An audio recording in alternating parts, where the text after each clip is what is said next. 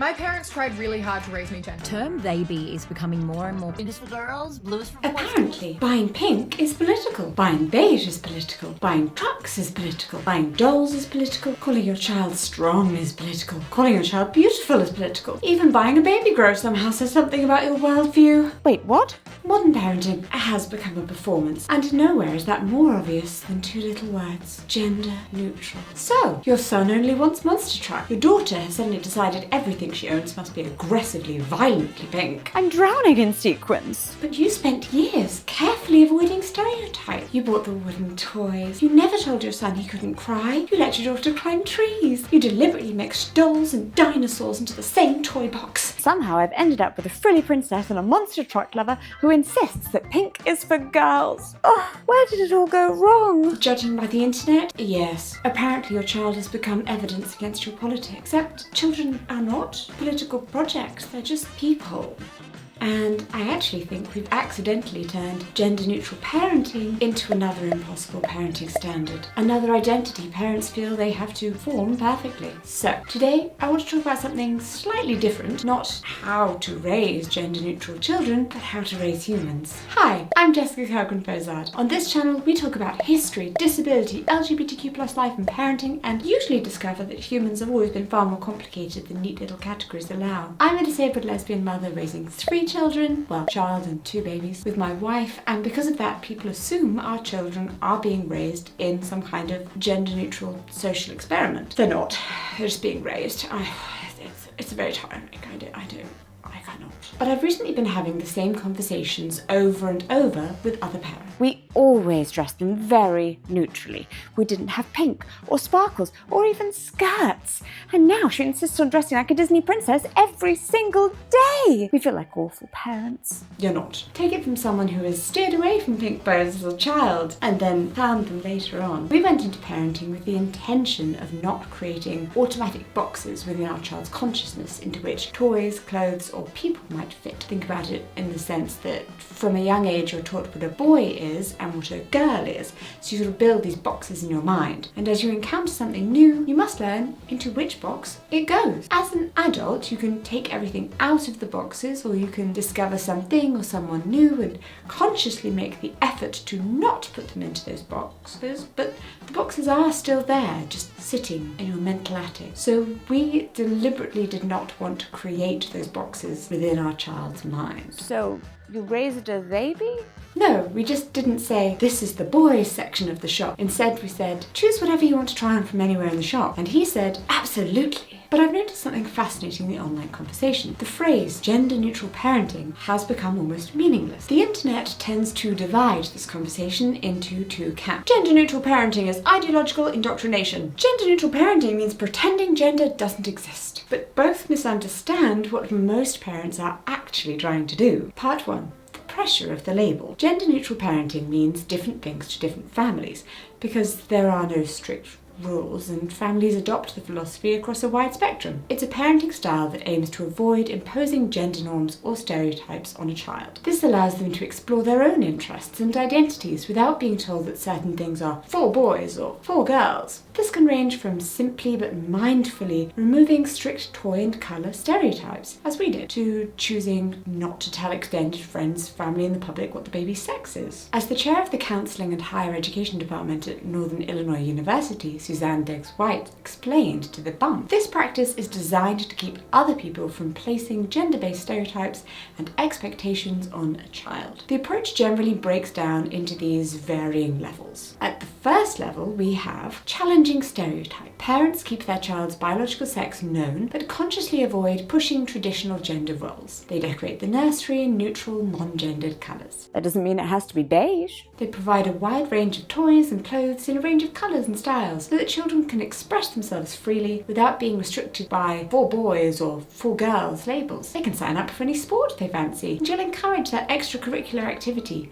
even though they're the only boy or girl there, and the other parents look at you a bit funny, because it's what the child loves, and that's the only important thing. There's then the mid-step of gender-creative parenting. As explained by YouTuber Marcus Bones, the focus here is treating gender as something the child defines later in life rather than a label assigned at birth, and just involves proactively challenging assumptions. Parents choose gender-neutral names, avoid gendered pronouns, and encourage exploration of diverse gender roles, but the child and the people around them are aware of their biological sex. And then there are babies, the most extreme end of the spectrum that documentary makers just love to talk about. Parents conceal their baby's biological sex from everyone, including extended family and friends, potentially even siblings, and the child themselves, and raise them using they-them pronouns. This is done to completely protect the child from any implicit biases or external expectations. Because you just know grandma's going to say something. Most parents who describe themselves as raising children gender-neutrally aren't trying to erase gender. They're trying to remove unnecessary restriction. The intention is to encourage personal expression and respect for individuality, whilst avoiding gender stereotypes that often limit children's opportunities. Those stereotypes can perpetuate harmful beliefs about what boys or girls should be or can do, and children are allowed to explore their identities and interests freely. By not limiting children through predetermined gender norms, this style of parenting aims to foster healthier self-esteem and relationships. The problem is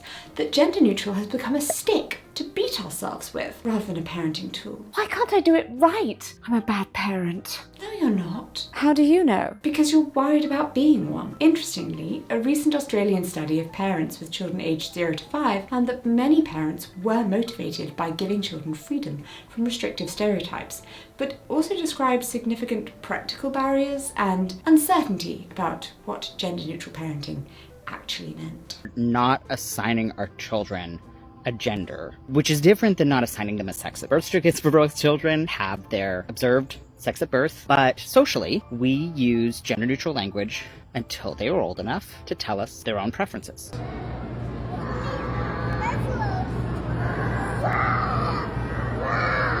We've raised our kids to be fairly gender-neutral. We don't do stereotypes in our house, we don't do gender roles, colours are for everyone, toys are for everyone, clothes are for everyone. So, which one are we arguing about? Good question. For me, gender-neutral parenting with my first child meant not putting gendered restrictions on his toys or clothes. You want the glittery pink sandals? Don't we all? Referring to him as my child rather than my son, asking his opinion and signing him up for ballet because it interested him, rather than football with all of the other boys from his class, and repeatedly expressing that we have always and will always love him for who he is inside. I also went really hard on the, oh, that boy at the playground said your beloved rainbow top is a girl's top? How odd. I suppose he just doesn't know that clothes don't have a gender. How sad for him. Oh well, when he realises that, he can have his own rainbow top. Won't that be nice? Kill them with kindness.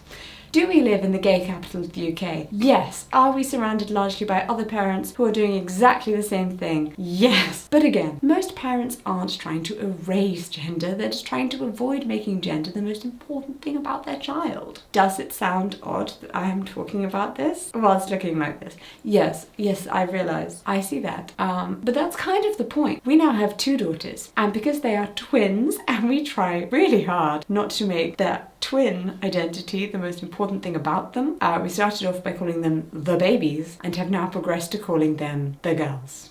Ooh.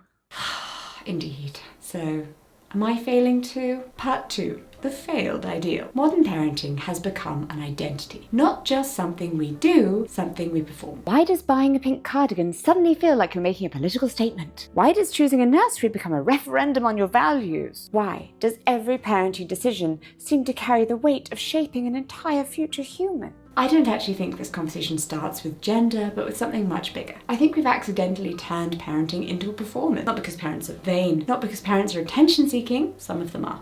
If you see a kid's channel on YouTube, you see a child with an Instagram, it's not that child that's vain. Because modern parenting increasingly asks us not just to raise children, but to demonstrate to ourselves and to everyone else that we are raising them correctly. And before anyone says, Parents have always worried. yes, of course they have. Parents have always loved their children. Parents have always wanted them to thrive. That isn't new. What is relatively new is the sheer number of parenting decisions that become moral decisions. Disposable nappies? Moral. Breastfeeding? Moral. Screen time? Moral. Baby-led weaning? Moral. moral. Sleep training, moral. Emotional regulation, moral. Organic food, moral. Baby classes, moral. Plastic toys, moral. Wooden toys, also somehow moral. And now gender expression has joined the list. It's exhausting. Not because these questions don't matter, many of them do, but because every choice starts to feel like a reflection of who you are, rather than just simply what works for your family. We had to make a lot of choices with the twins, because they were preemies that I know were not hugely popular with other parents in our circle. Not that they would say anything, ever, or necessarily judge her, but also they're not the moral choices they would have made. Psychologists have been noticing this shift for quite some time. In 1996, sociologist Sharon Hayes coined the term intensive mothering. She described an emerging expectation that good parenting should be child-centered, emotionally absorbing, expert-guided, labor-intensive, and financially expensive. In other words, parenting was increasingly framed as a project requiring constant optimization rather than something learned through experience and community. Nearly 30 years later, that pressure has not gone away. It's now intensive parenting with added Wi-Fi. Modern parenting often feels less like raising children and more like sitting an exam you didn't know you were taking. Now friends, let's be clear. I am absolutely not mocking parents who read books. I read parenting books. I have even made videos recommending my favourite parenting books to you. And I am certainly not mocking parents who think carefully about how they want to raise their children. I am one of them, and I think it's a wonderful thing. Intentional parenting has given us genuinely positive conversations about children's emotions, consent, respectful communication, disability inclusion, mental health, and so much more. Our understanding of children has improved enormously. Children deserve that. They will have much cheaper therapy bills than us. The problem isn't intentional parenting. The problem is when intentional parenting quietly becomes performative parenting. When every tiny decision begins to feel like evidence. Evidence that you're a good parent or a bad one. I've never even let her near a hairbow. Where did she get this? It can't be any of the other parents at school. What will they say? That it's a cute hairbow? Don't ask me. All of my children love hairbows.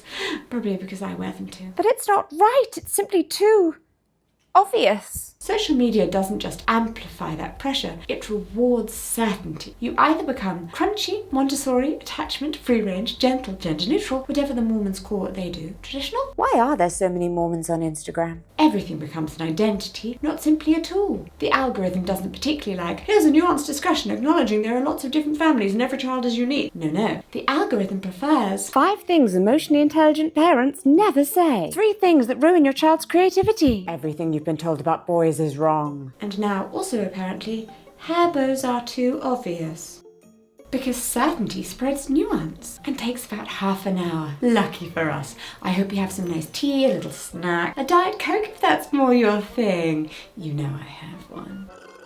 I don't think it's just the rise of social media that's driving our parenting perfectionism though. There is another way in which we differ from our great-grandparents when it comes to parenting, other than the lack of a team of nannies. Having children has become much more intentional. Across much of Europe and North America, people are having fewer children than previous generations, and they're having them later in life. In 1800, women in the UK typically bore 5 to 8 children. Because of high infant mortality, not all children reached adulthood, so an average of 5 to 6 children survived to maturity. The average fertility rate in the UK is now 1.4 children. Yes, so low we have to start dividing up the children. Oh, I've just realised we're a 2-mum family with 3 children, so we also fit the statistic. I don't know how I feel about that. Are we meant to have another one now? In the United States in 1800, the average was slightly higher at 7 to 8 children, and it is now 1.6 children. I'm sure you've heard all of this from the pronatalists, but apparently this is supposedly a disaster. But many families spend years trying to conceive, navigating infertility, IVF, adoption, fostering, or complex family building journeys. And even when none of these experiences are part of the story, becoming a parent is often a carefully considered decision rather than just an expectation of adulthood or an inevitability as it used to be. It is a choice. As it should be. That changes something. Not our love for our children, obviously. Our great-great-grandparents didn't love their children less because they had more of them. Perhaps it changes the weight we place upon parenthood. When you've imagined someone years, read the books, listened to the podcasts, decorated the nursery, thought deeply about the kind of parent you hope to be, it becomes very easy to believe, perhaps without even realising it. If you simply make enough good decisions, the future will unfold accordingly, and everything will be fine. This is fine. Except children are gloriously inconvenient. They don't know what aesthetic you've chosen. They don't understand the identity you've built around your parenting style. They just simply arrive, already themselves in countless tiny ways. Not fully formed or destined, but definitely not blank either. Developmental psychologist Jerome Kagan, whose work on infant temperament reshaped how psychologists think about early personality, argued that children come into the world with different temperamental dispositions. Decades of research since then have reinforced that development is the product of ongoing interactions between biology, relationships, and environment. It's not a simple matter of parental design, which means parents matter enormously, but were never the only influence. Oh, that's actually incredibly comforting. Isn't it? Before Rupert was born, Claude and I schooled ourselves on how to not say, "Be careful," or "Watch out," when our future baby would be attempting to climb up the walls or swinging all the way to the top of the swing set. It's a Montessori thing. You don't want to crush their drive to explore and experiment whilst also building them up to, create their own inner safety mechanisms. Do I feel safe climbing this? Where can I put my foot next? Rather than, my mum is telling me this isn't safe. I need her to come rescue me. And you know what? He didn't move. He didn't climb the wall. He was not interested in the swings. He was very content just sitting and reading his book. We were so ready to not do the thing we weren't meant to do, and he gave us zero opportunity. Although we do now have a mini climber. Yeah, one of the two. But she's so fast, it's more of a, oh, look at that. She's at the top again already. How did that happen? Yes, Gus. What are you doing on there? And again, zero opportunity to not say the thing we had practiced not saying. Looking for a career that surprises you every day? Have you considered parenthood? So maybe trying to specifically be gender-neutral parents is much the same. The label has just become another impossible parenting ideal. All modern parenting styles carry this unspoken promise. If you choose the correct parenting philosophy, your child will become kind, confident, emotionally intelligent, anti-racist, creative, securely attached, gender-expansive, a healthy eater, and a good sleeper. The implication is that the right input creates the right output. But child development doesn't work like software. Children arrive with temperament. Peers matter, schools matter, advertising matters, sibling matters, culture matters, chance matters. Parents matter enormously, but not exclusively. And if parenting is about engineering the perfect child, we are always going to feel like we're failing. Right, it's okay. Pull yourself back from the pit. It's okay. But if we see parenting as just meeting another human being, learning who they are, supporting them as they grow, suddenly success looks very different. It's not, does my son really like trucks? Or does my daughter really want pink? But did my child know they were loved enough to tell me who they really were? And I think that's a much kinder question for both of you. But look, children don't just absorb the world around them. They spend an astonishing amount of time trying to make sense of it. And it turns out one of the very first ways they do that is by becoming tiny little categorizing machines. So let's talk about why toddlers become absolutely obsessed with gender rules. Part 3. Tiny scientists. Why children love rules. So, you've done everything right. You bought a lovely mixture of books. You've never told your son that dolls are for girls. You've never told your daughter she has to like princesses. You've carefully avoided making gender a big deal. And then, one Tuesday morning, your 4-year-old looks you dead in the eye and says, "Pink is for girls."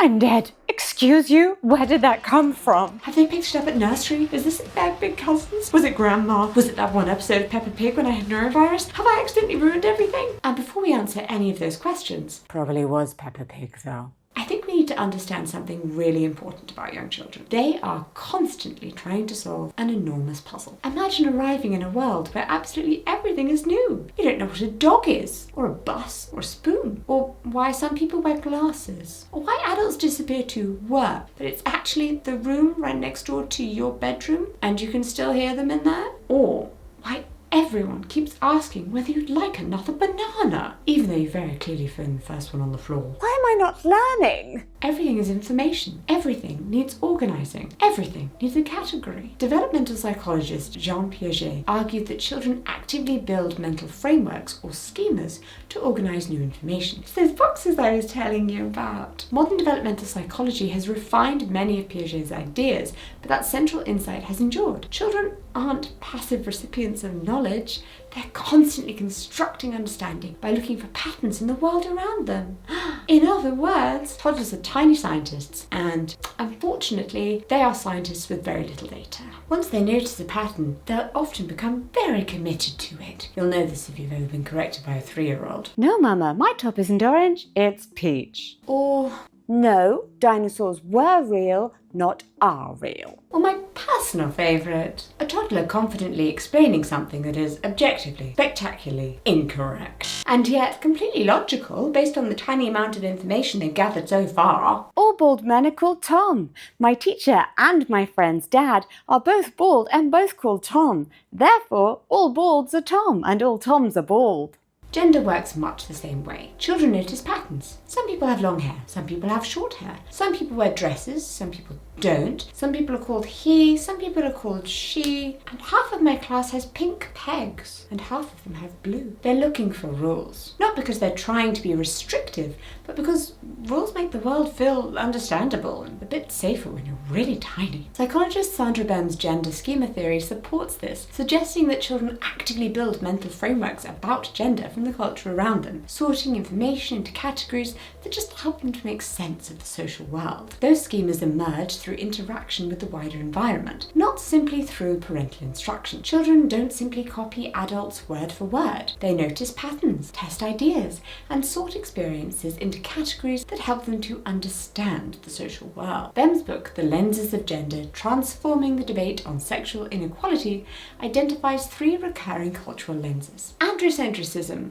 which treats the male experience as the default human standard. Gender polarization, which exaggerates differences between women and men. And biological essentialism, which attributes social differences to natural biology. These lenses work together to make existing gender arrangements appear natural, inevitable, and self-evident. Bem argues that they shape everything, from workplace expectations to family roles and personal identity. And that, should we wish to challenge any of these assumptions before they become naturalized for our children, we need to do so openly, clearly, and loud. It's not just about putting the baby in the gender-neutral beige baby grow. It's about pointing out gender inequality when you see it and labeling it as a bad thing, so your child knows exactly which mental box to put that interaction into. So I haven't been doing enough?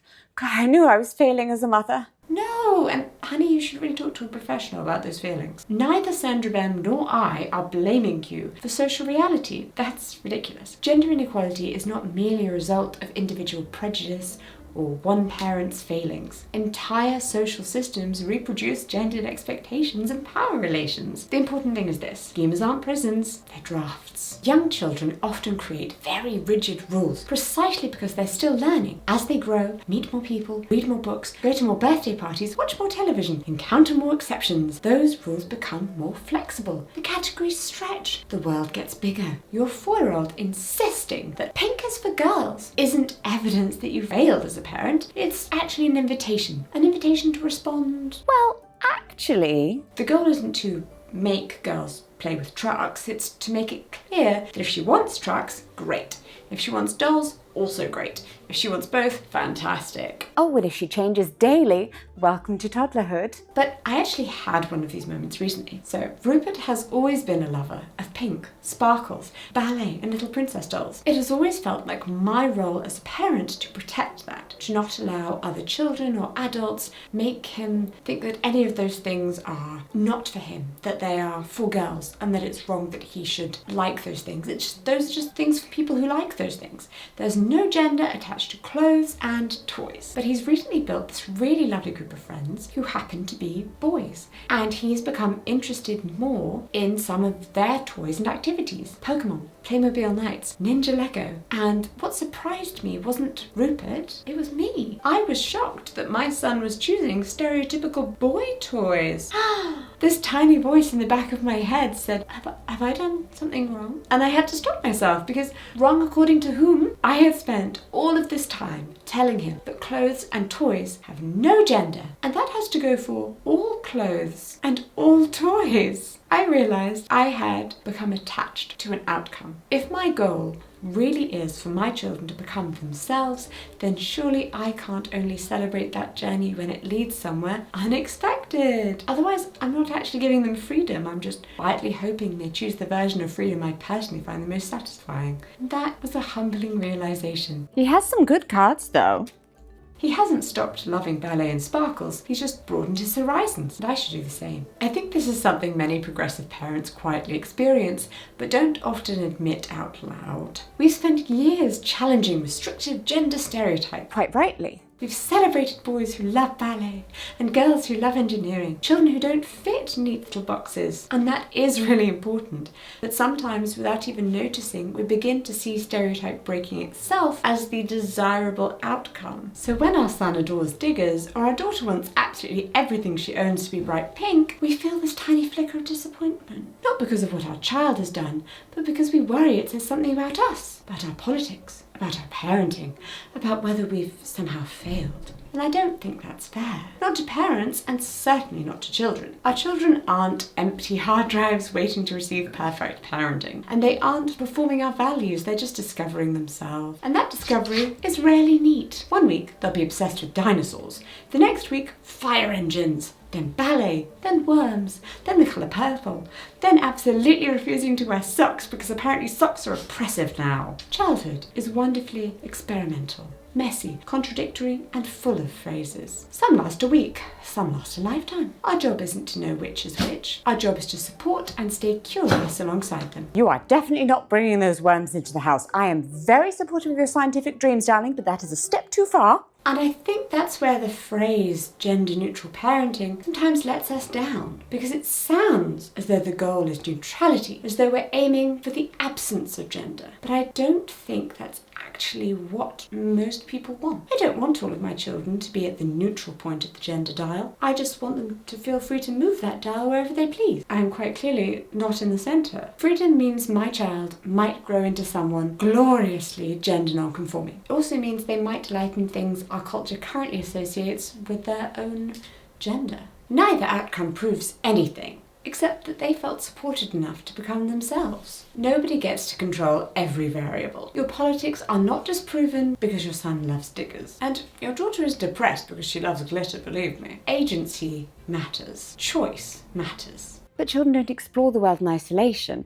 What do I do when grandma comes to stay with a bright pink gift bag and a bright blue gift bag? Yes, even if your home is the most accepting place imaginable, sooner or later, the rest of the world joins the conversation. That's where things get much more complicated. Part 4. The village has opinions. There's an old saying, it takes a village to raise a child. And I actually think that's true, even if, like us, you don't have a very hands-on village. Children don't just learn from parents, they learn from grandparents, teachers, neighbours, friends, books, television, the internet, the random lady in Tesco who has somehow appointed herself head of baby commentary. I know they are not wearing hats. We don't put them in hats nowadays. 2 years ago, an old man in a shop mockingly said, "What's your name? Oh, not answering. Is it Mr. Nobody?" And that started a rolling identity crisis that we've been living with every day ever since. Why don't people realise the weight of their words? One of the things that I have found most fascinating about becoming a parent is how quickly other people begin narrating your child. Not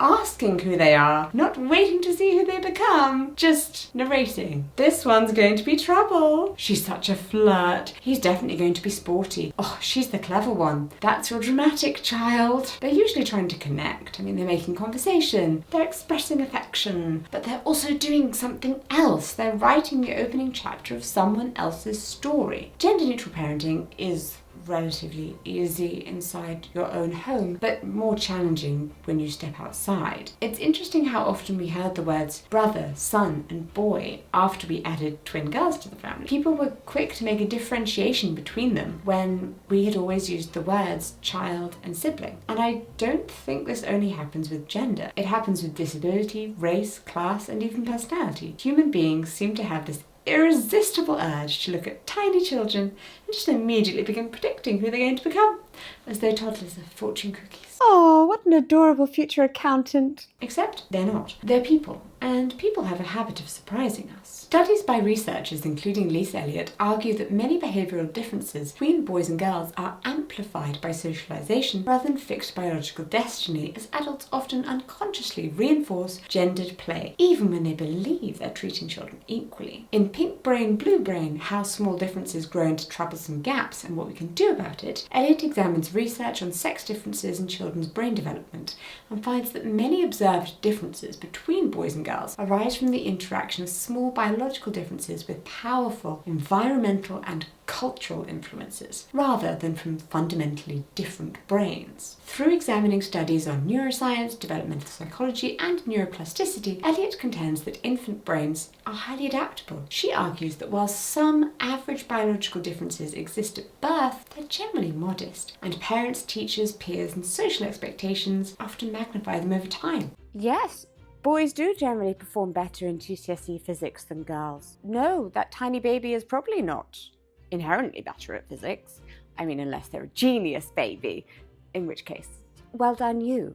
But boy, has Grandad already given you 10 different science kits when he never gave those to your sister? Research shows that gender-segregated marketing heavily limits girls' access to STEM toys. Studies reveal that up to 89% of toys aimed at girls are pink, and only 11% are engineering-focused, whilst nearly a third of boys' toys focus on building their skills with STEM. And yes, I know, just because a toy is aimed at one child doesn't mean you can't give it to another, but researchers conducting a global survey on gender bias in toys found that whilst girls were becoming much more confident and keen to engage in a wide range of activities, the same was not true of boys. 71% of the boys surveyed feared that they would be made fun of if they played with what they described as girls' toys, fear shared by their parents. According to Madeline Denano, the chief executive of the Gina Davis Institute on Gender and Media, who conducted the study, parents are more worried that their sons will be teased than their daughters for playing with toys associated with the other gender. Yes, that is the Gina Davis Institute, started by the award-winning actor Gina Davis. The study found that parents encouraged sons to do sport or STEM activities, whilst daughters were 5 times more likely to be encouraged to do dance or play dressing up. And although parents did want their daughters to have a broad range of skills, the same could not be said about their son. As Professor Gina Rippon, neurobiologist and author of The Gendered Brain, points out, there's asymmetry. We encourage girls to play with boys' stuff, but not the other way around. This is a problem since toys offer training opportunities. If girls aren't playing with Lego or other construction toys, they aren't developing the spatial skills that will help them later life. If dolls are being pushed on girls but not boys, then boys are missing out on nurturing skills. Neutral does not mean male. Until societies recognise that behaviours and activities typically associated with women are as valuable or important, parents and children will be tentative to embrace them. But embracing the child you're given, rather than one you want, is, as I'm sure many of you know, kind of an important part of this trying to be a good parent thing. And as a disabled person, I've thought about this a lot. Part 5. Disability and loving your child as they are. When you're disabled, you learn very early parents cannot design the child they'll receive. One of the things disabled adults hear over and over again is a version of the same story. Parents grieving the child they imagined, rather than getting to know the child they actually have. Now, to be absolutely clear, that grief can be very real, and it can exist alongside enormous love. Parents are allowed complicated emotions, but disability activists have spent decades asking society to make a subtle shift. Not Lower your expectations, but change what you expected in the first place. The social model of disability developed by disabled scholars and activists, including Mike Oliver, encourages us to understand disability not simply as something located within an individual body, but as something profoundly shaped by the barriers society creates. Alongside that, disabled writers have repeatedly challenged the assumption that a disabled life is inherently a lesser one. As activist and writer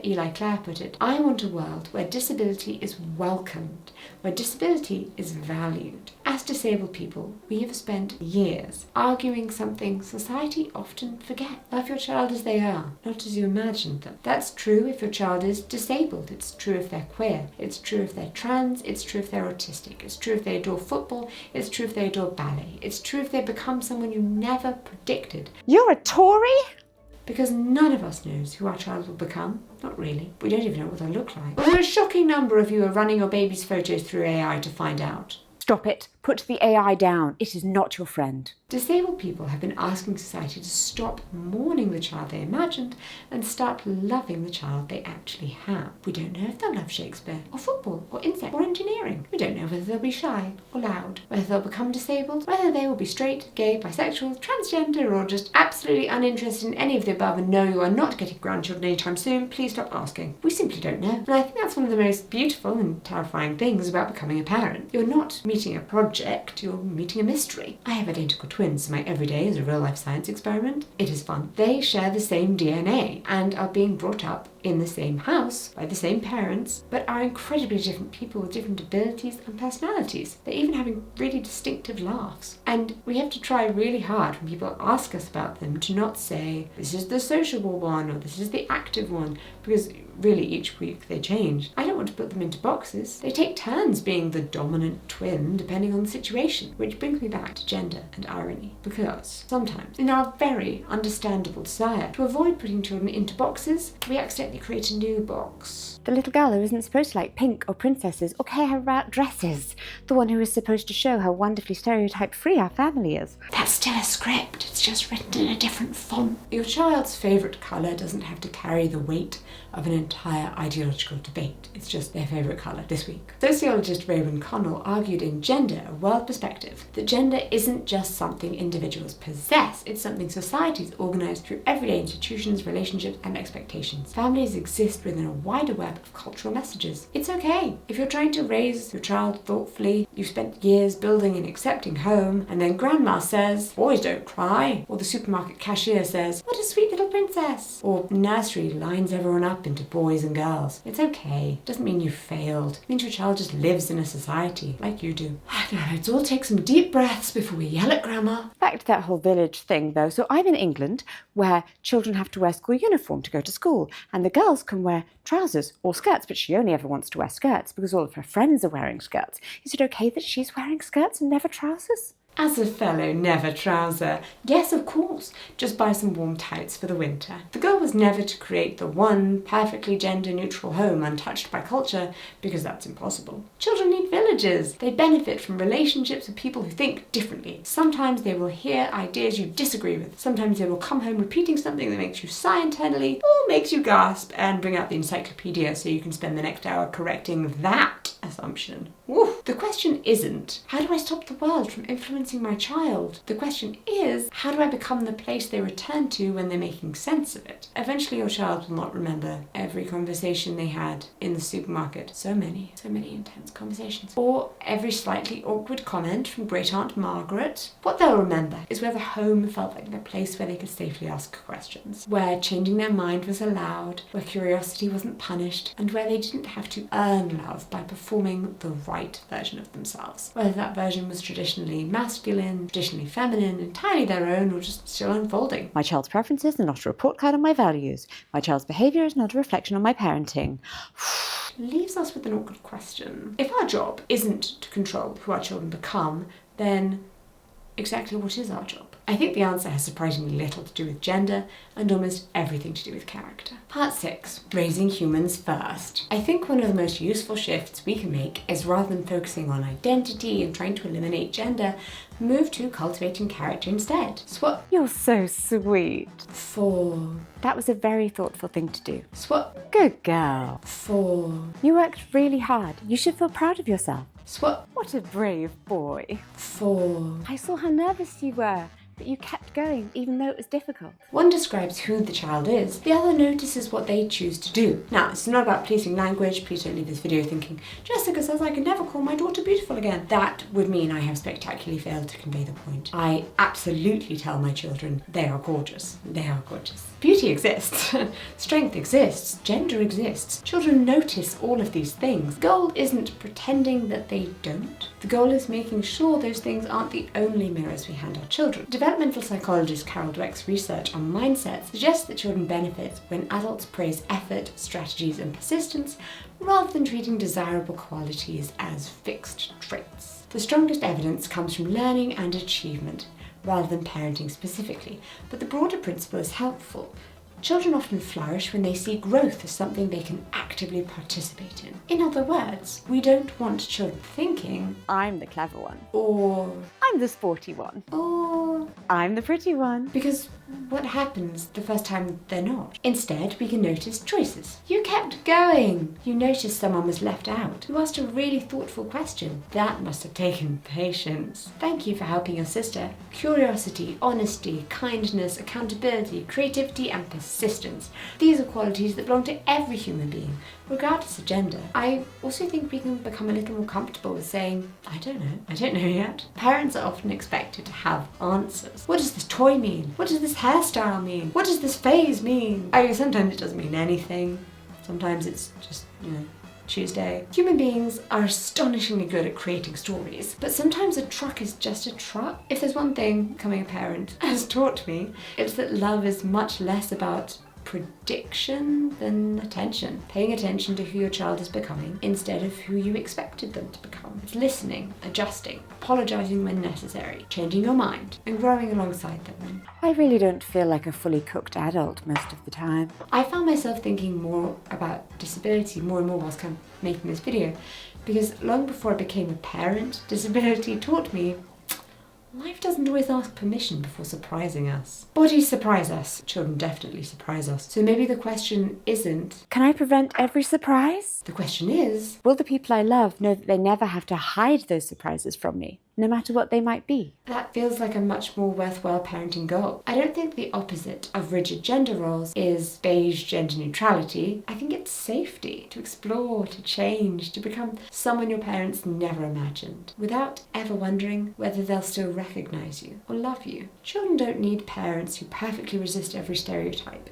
They need parents who don't mistake a preference for a destiny, who understand that liking princesses doesn't mean girls can't become engineers, that liking rugby doesn't mean boys can't become gentle fathers, that gender expression is only one tiny chapter in a much bigger story.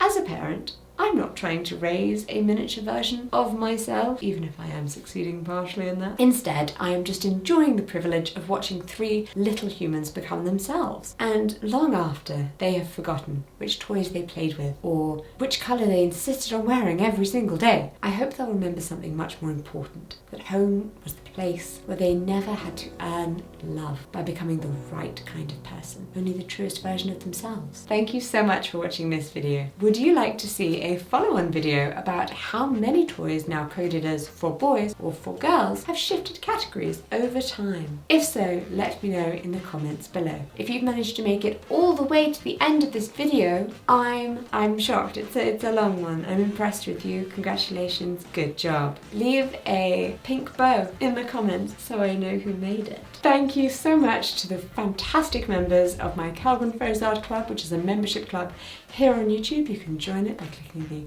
join button down below, right next to the subscribe button. You guys are my biggest supporters and I really couldn't make videos without you. I appreciate you so much. So I dedicate this video to the fantastic people of the Kellgren-Fozard club. Thank you so much. Again, I hope you've enjoyed watching. Let me know what you'd like my next video to be about in the comments down below. And I will see you next time. Bye bye.